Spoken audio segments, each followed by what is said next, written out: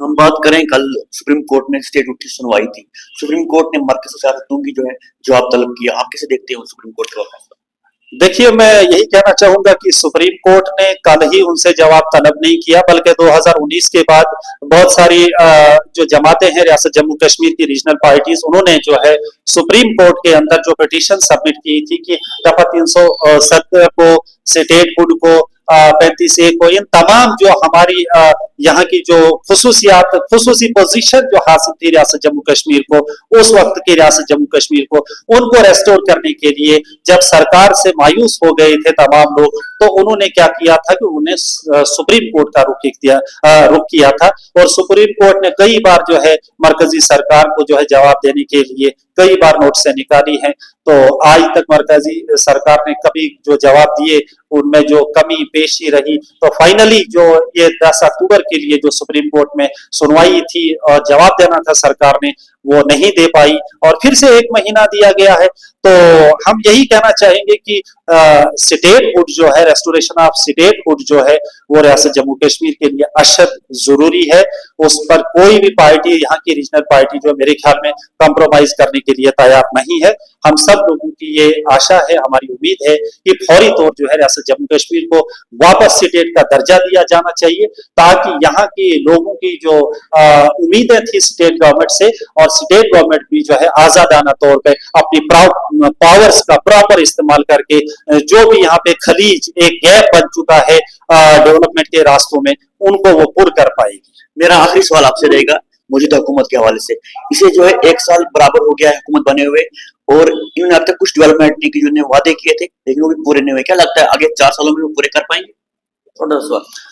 देखिए, अगले 4 साल पूरे किए हुकूमत ने, नहीं किए, इसमें बड़े उतार चढ़ाव आ जाते। जैसे पहले हमारे महराज मलिक जो है हुकूमत के अंदर थे, लेकिन उन्हें जब लगा 5-6 महीने के अंदर ही की हुकूमत जो है बिल्कुल काम नहीं कर पा रही, तो उन्होंने जो है हुकूमत से जो है वो दस्तबरदार हो गए थे, उन्होंने अलहदगी इख्तियार की थी। तो वो बहुत ही कयामत की नजर रखते थे, और कहते हैं ना, वो तारने वाले कयामत की नजर रखते हैं। तो महराज मलिक को उसी वक्त ये महसूस हुआ था कि नेशनल कॉन्फ्रेंस जो है वो रियासत जम्मू कश्मीर के अंदर सही ढंग से काम नहीं कर पाएगी। उन्होंने लोगों को अपना मैनिफेस्टो जो बताया था कि हम आपको बिजली जो है 200 यूनिट फ्री दे देंगे, हम आपको 10 किलो राशन जो है बढ़ाएंगे, उसके अलावा 12 गैस सिलेंडर आपको दे देंगे, हाँ, खवातीन को हम जो उनका जो है वो पेंशन वगैरह है उसको बढ़ाएंगे, बेरोजगारों को जो है बेरोजगारी भत्ता दे देंगे।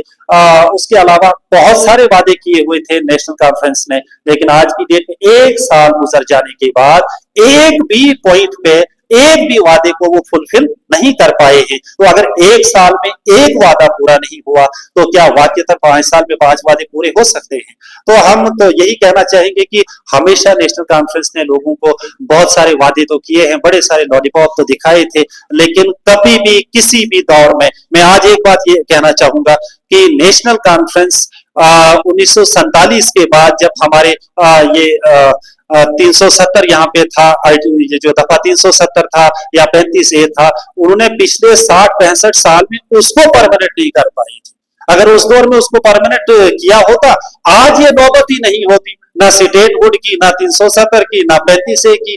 तो उन लोगों ने क्या किया, हर दौर में जो अपने प्रोटोकॉल को एंजॉय किया, और लोग उस दौर में बड़े बेखबर थे, अनपढ़ भी थे, फार फलंग एरियाज में रहा करते थे, कोई कम्युनिकेशन नहीं था, सोशल मीडिया नहीं था, जो भी मीडिया था वो तो लिमिटेड था, तो लोगों को पता ही नहीं चलता था उस पहाड़ी के पीछे क्या हो रहा है, दरिया के पार क्या हो रहा है, दरिया के पार क्या हो रहा है। आज मॉडर्न दौर है, आज डिजिटल दौर है, आज सोशल मीडिया का दौर है, आज जो है फार फलंग एरियाज के अंदर बैठे हुए लोग जो है वो अमेरिका की खबर रखती है, वो यूरोप की खबर रखते हैं, वो इस वक्त जो मिडल ईस्ट की खबर रखते हैं। तो इस वक्त हर एक शख्स जो है वो वेल अवेयर है। तो मैं आपको यही कहना चाहूंगा कि अगर 1 साल में वो कुछ नहीं कर पाएंगे, मैं बड़े उसूल के साथ ये कहना चाहूंगा कि रियासत जम्मू कश्मीर जो है इस वक्त 2 सरकारों के दरमियान पिसी जा रही है। एक तो एलजी सरकार है, दूसरी जो है हमारी सिविल सरकार है। आधे लोगों के ट्रांसफर एलजी सरकार करेगी, आधे लोगों की ट्रांसफर जो है वो यहाँ की सिविल सरकार करेगी, और फिर जाकर जो है मिसाल के तौर उमर अब्दुल्ला साहब बार बार कहते हैं कि होम मिनिस्टर से या प्राइम मिनिस्टर ऑफ इंडिया से कि हमें स्टेट हुड जो है वो रेस्टोर किया जाना चाहिए। दूसरी तरफ से सुप्रीम कोर्ट के अंदर ये पिटीशन है, यहाँ के एलओपी साहब कहते हैं कि आप पहले इसी अंदाज में काम करो, जब वक्त आ जाएगा तब वक्त पे हम आपको स्टेटहुड दे देंगे। अब मुझे ये समझ नहीं आ रही कि हमें सुप्रीम कोर्ट स्टेटहुड देगा या मरकजी सरकार देगी। मैं मानता हूं कि लीगल व्यू पॉइंट से यहाँ की यूनियन गवर्नमेंट को यह हक है कि वो सुप्रीम कोर्ट के डिसीजन से पहले भी दे सकती है, उनके हाथ में यह है। लेकिन अगर उनको सुप्रीम कोर्ट ही डायरेक्ट करेगा, इसका मतलब फिर हमें स्टेटहुड जो है वो किसने दिया? सुप्रीम कोर्ट ने दिया। तो हम ये चाहते थे कि अगर भाजपा इस वक्त रूल कर रही है, यूनियन गवर्नमेंट उनके जरे इंतजाम है, तो उनको चाहिए था कि एक स्टेट को आपने यूटी के अंदर कन्वर्ट किया है और इतनी बड़ी स्टेट को, तो इसलिए बेहतर यही रहेगा कि आपको स्टेटहुड जो है वो जम्मू कश्मीर को जो है ये रेस्टोर कर देना चाहिए। बाकी आप लोगों के भी यहाँ चाहने वाले हैं, इस वक्त 28 से 29 सीटें जो है भाजपा की यहाँ पे है, लेकिन भाजपा का के जितने भी यहाँ पे नुमाइंदे हैं, रिप्रेजेंटेटिव्स हैं, एमएलएस हैं, वो सिर्फ उनको मरकज से इशारा मिलता है, हाँ कहना है तो हाँ कहेंगे, ना कहना है तो ना कहेंगे, लेकिन वो अपने वोटर से नहीं पूछ रहे हैं। ये थोड़ी सी लंबी बात हो गई। देखिए, मैं एक बात आपको कहना चाहूंगा, बेरोजगार यहाँ का हर कम्युनिटी का आदमी है। वो जम्मू के लोग भी बेरोजगार हैं, वो कश्मीर के लोग भी और चिनाब वैली के लोग भी बेरोजगार हैं। अगर पॉलिसी को यहाँ पे अगर फंड्स नहीं आ रहे हैं, वो भाजपा के वोटर्स को भी नहीं आ रहे हैं, एनसी के वोटर्स को भी नहीं आ रहे हैं, आम आदमी पार्टी के वोटर्स को भी नहीं आ रहे हैं।